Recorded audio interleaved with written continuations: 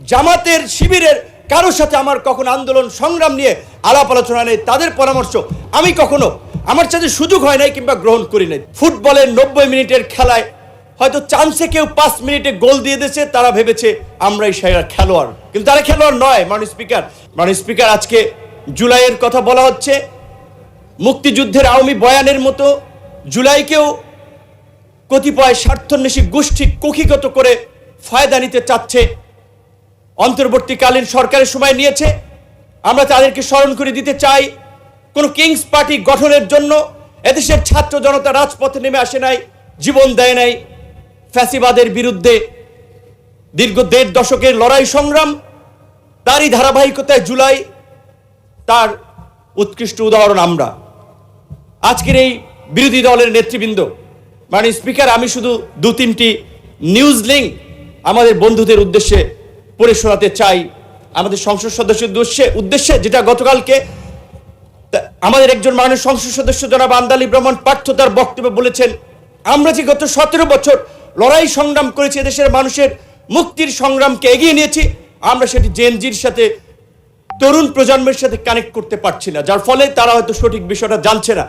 আমরা যে লড়াইটা করেছি, আমরা যে সংগ্রামটা করেছি, এই সংগ্রামের পেছনে কত মানুষের অবদান, কত মানুষের ত্যাগ, সেটি আমাদের তরুণ বন্ধুরা হয়তো জানে না।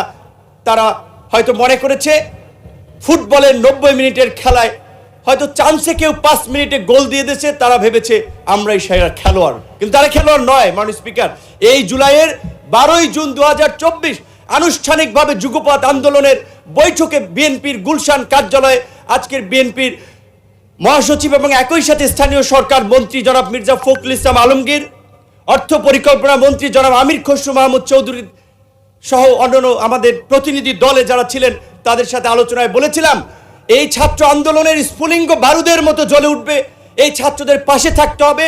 আপনারা ছাত্র দলকে সেইভাবে নির্দেশনা দিন। তারা সবসময় আমাদেরকে বলেছে, তোমরা যখন যেভাবে সহযোগিতা চাও, ছাত্রদল প্রস্তুত থাকবে।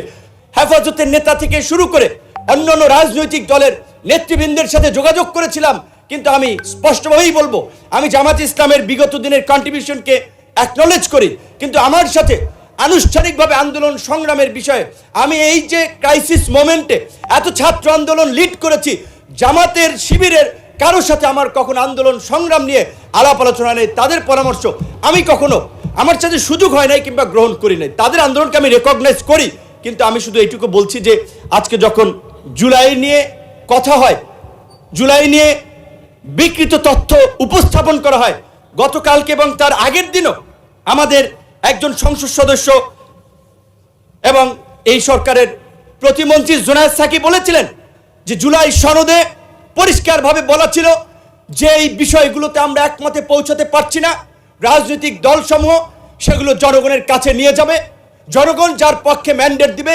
তারা তাদের মতো করে করবে।